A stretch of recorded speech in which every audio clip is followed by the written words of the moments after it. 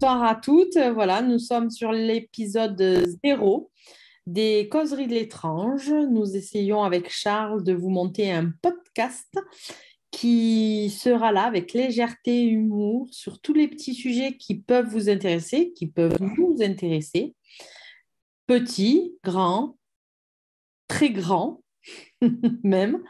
Voilà, on va essayer de vous faire ça pour vous distraire, peut-être vous apporter des apprentissages, qui sait. Et je vais laisser Charles se présenter pour ceux qui ne nous ont pas déjà vus sur vidéo ou en vrai. Bonsoir Charles.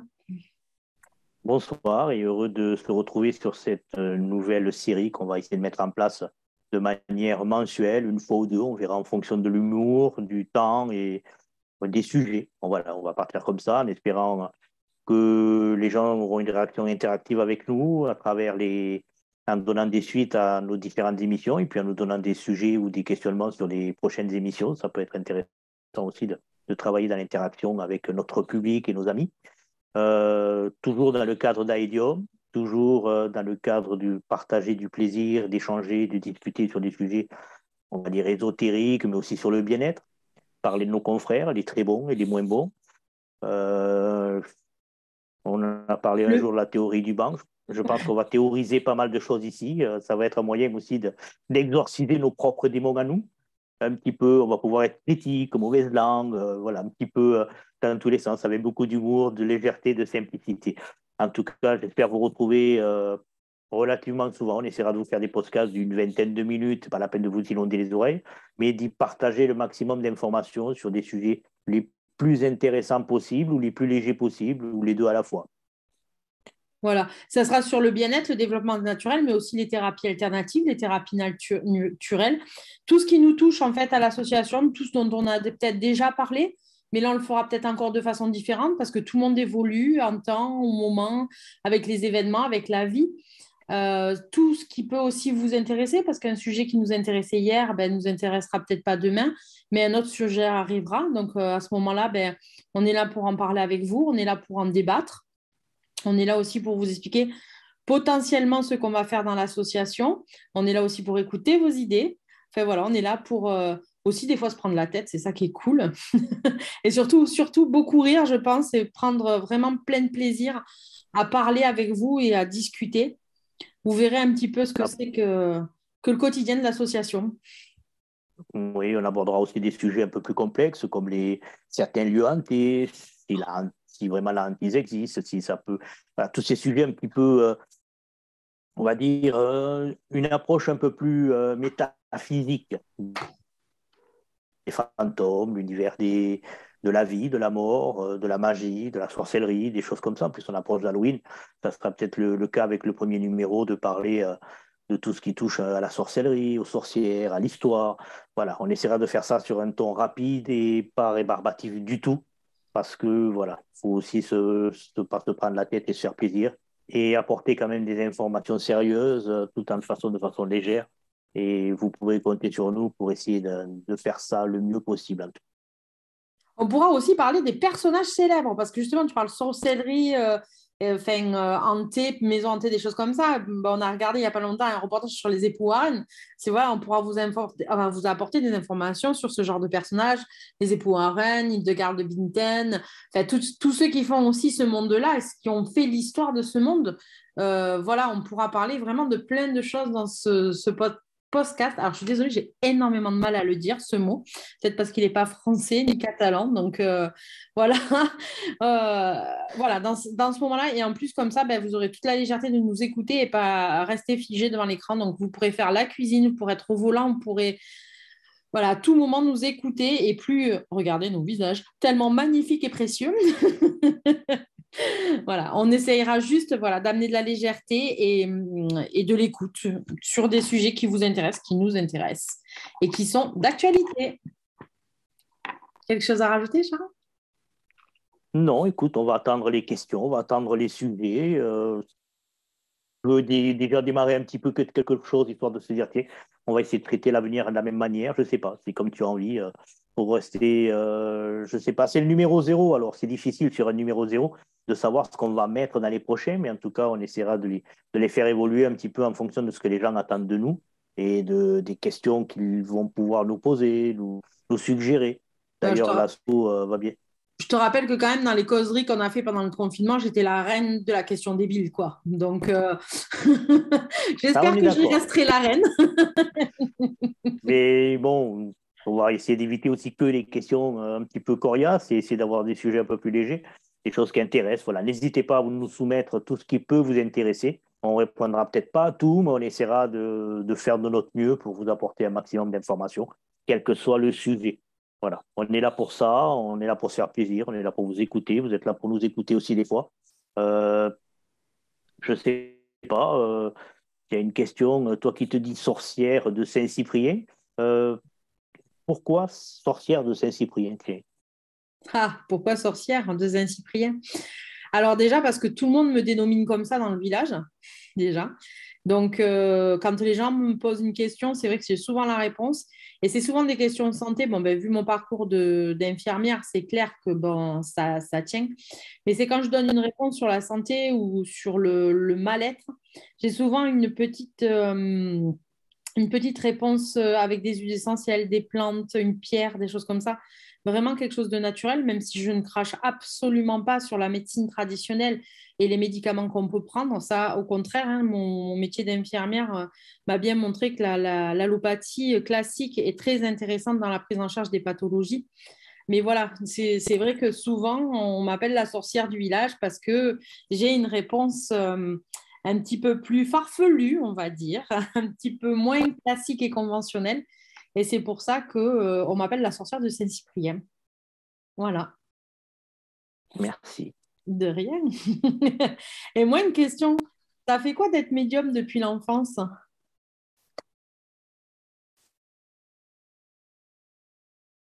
Voilà, On va dire, voilà, c'est honnêtement, à la base, c'est très emmerdant parce que ça nous met dans une position un petit peu complexe par rapport aux autres. Euh, Ceux qui n'y croient pas, c'est pas forcément ceux qui nous embêtent le moins. Et ceux qui y croient sont ceux qu'on finit, à qui on fait peur parfois, alors qu'il n'y a aucune raison pour ça. Hein, le nombre de personnes qui ont eu peur que je rentre dans sa tête, alors que je n'en avais aucune intention. Non, c'est particulier. Voilà, on est avec quelque chose, on a l'impression que tout le monde est pareil. Et quand on se rend compte que les autres ne sont pas pareils, eh ben, d'un seul coup, en fait, c'est moi qui ai eu peur. Peur d'être un petit peu l'animal de foire. C'est particulier. J'étais déjà assez complexé jeune parce que j'étais menu, j'étais petit, j'étais chétif. Bon, j'ai bien changé depuis. Bon, j'ai pas grandi, mais je ne suis moins chétif et moins menu. Surtout moins menu. Mais c'est, ne te moque pas, voilà, c'est pas évident non plus d'accepter ces complexes et parallèlement d'avoir ces capacités-là. Parce que d'un côté, c'est des capacités qui rendent un petit peu l'ego fort, avec beaucoup de complexes qui raffaiblissent ça derrière. Donc, ça m'a fait grandir dans une adolescence particulière avec ce mélange d'angoisse, de peur de ce que j'étais et de l'image que je pouvais donner, et en même temps de sécurité, d'assurance et de force et de fierté de ce que j'avais en moi. Alors, ça a donné un mélange un petit peu compliqué. Alors, aujourd'hui, j'en joue beaucoup. J'ai tendance un petit peu à jouer le surego, les choses comme ça, mais c'est un peu un plaisir aussi. C'est une revanche que j'ai pris sur la vie. Donc, les gens le prennent des fois pour eux, alors que pas du tout. Hein. C'est moi avec moi. Hein. Je règle mes problèmes personnels avec ça. Et je me fais plaisir. Voilà, c'est le but. Et je pense que beaucoup de médiums, qu'on le veuille ou non, ont ce côté-là, c'est-à-dire d'avoir grandi et de s'être développé avec beaucoup de peur, beaucoup d'angoisse et beaucoup de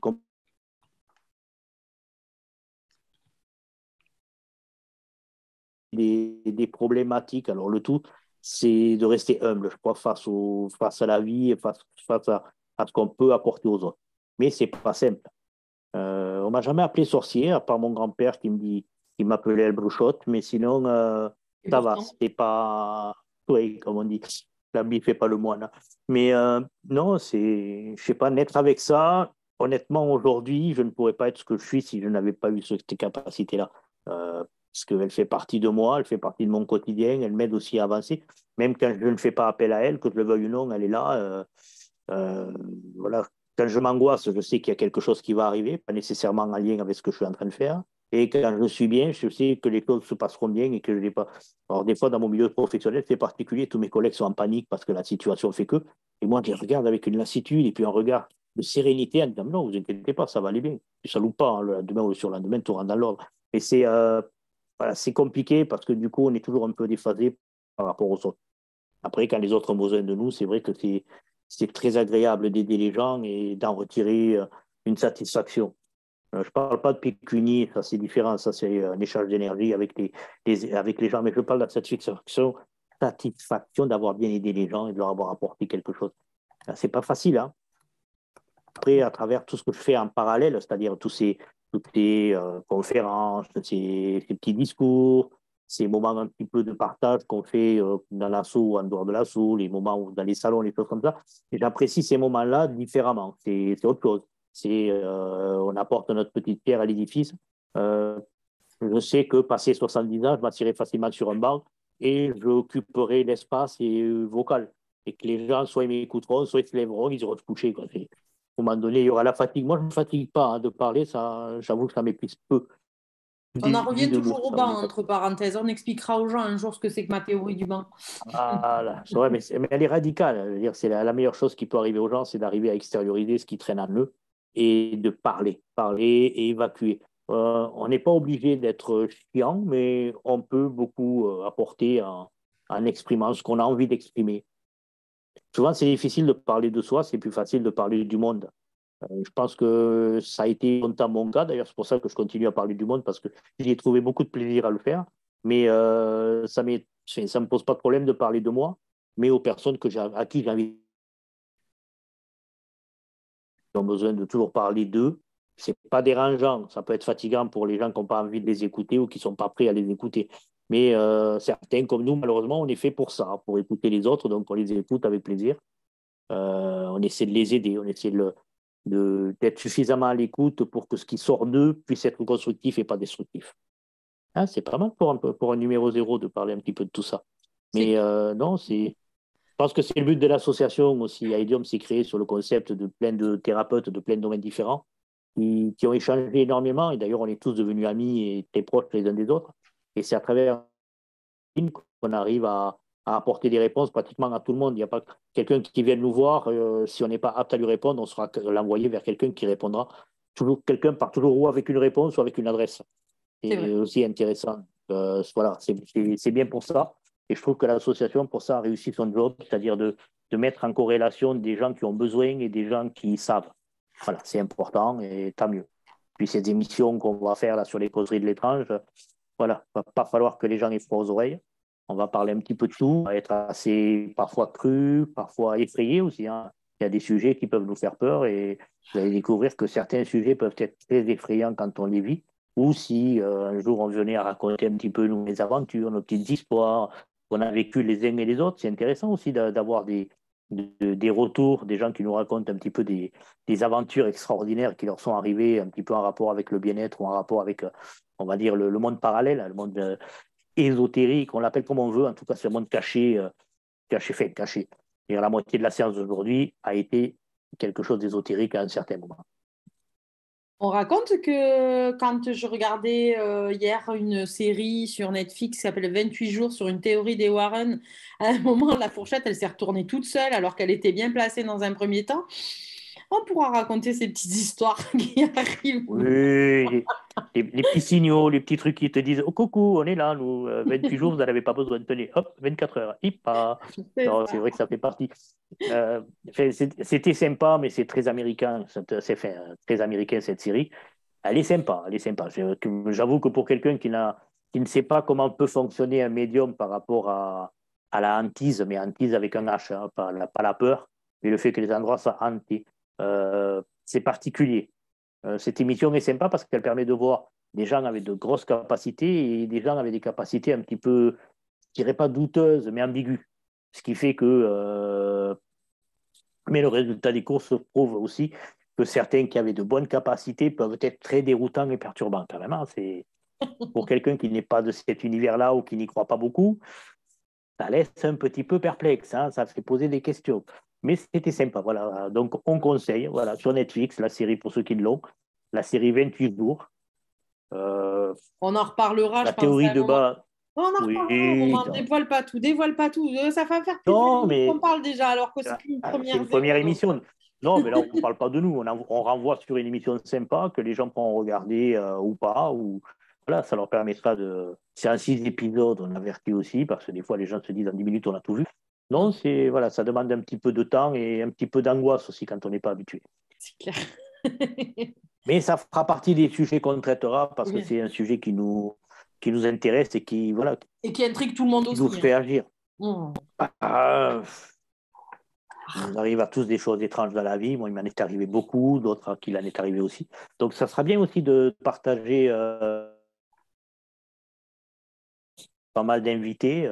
Et quand je parle d'invités, je ne parle pas que des thérapeutes, hein, je parle aussi des gens comme tout le monde qui n'est pas forcément un soigneur, un guérisseur ou un médium et à qui il est arrivé des choses un petit peu étranges et qui a envie de nous le raconter. Ça sera avec plaisir qu'on l'écoutera et qu'on partagera aussi. C'est important. On essaiera de faire en sorte que Charles n'ait pas le monologue aussi, hein. Ne dis pas moi, hein, quoi. Ah, J'ai mais rien dit. On m'a dit que c'est l'émission zéro. Il faut expliquer tout ce qu'on y fera. fais-toi plaisir. Ouais, peut-être que dans les autres émissions, c'est toi qui auras la parole en permanence et que moi, je serai là juste pour faire oui, non. Voilà, ça dépendra, ou d'autres intervenants. Écoute, c'est le plaisir de cette émission, ça va être d'apporter de soulever des coins de voile un petit peu de notre univers et d'en parler. Après, chacun poursuivra soit par une enquête personnelle, soit par des réponses personnelles. Mais le but n'est pas forcément d'avoir toutes les réponses, mais au moins de poser toutes les questions. C'est déjà pas mal. C'est ça, c'est ça. Ben merci pour ces premières explications. J'espère qu'on vous a donné envie. Et Et on vous dit à très bientôt sur les causeries de de l'étrange. l'étrange. Bérangère et peut-être d'autres. Ça sera voilà, en fonction des moments, en fonction des. On essaiera de faire ça au moins une fois par mois, ça serait sympa. Après, voilà, l'actualité, nos emplois du temps feront que peut-être plus, peut-être moins. Euh, le tout, ça sera de prendre du plaisir, de passer un bon moment ensemble et le moins long possible. Hop, je me tais. Merci en tout cas, et puis à très bientôt. N'hésitez pas sous le post Facebook ou YouTube à nous poser des questions, à nous donner vos interrogations, à nous dire si vous voulez participer aux émissions avec nous à ces podcasts. Et voilà, et je vous contacterai, je prendrai rendez-vous avec vous si vous voulez. Si c'est que des questions, on essaiera d'y répondre, on essaiera d'y trouver peut-être même les intervenants qui correspondent à votre question. Voilà, on essaiera de tout mettre en œuvre pour vous faire plaisir pendant ces enregistrements, pendant ces audios, pardon, qui seront très simples et avec beaucoup d'humour. Merci à tous Bonsoir, au revoir à tous. et à bientôt. Bonne soirée. À très bientôt.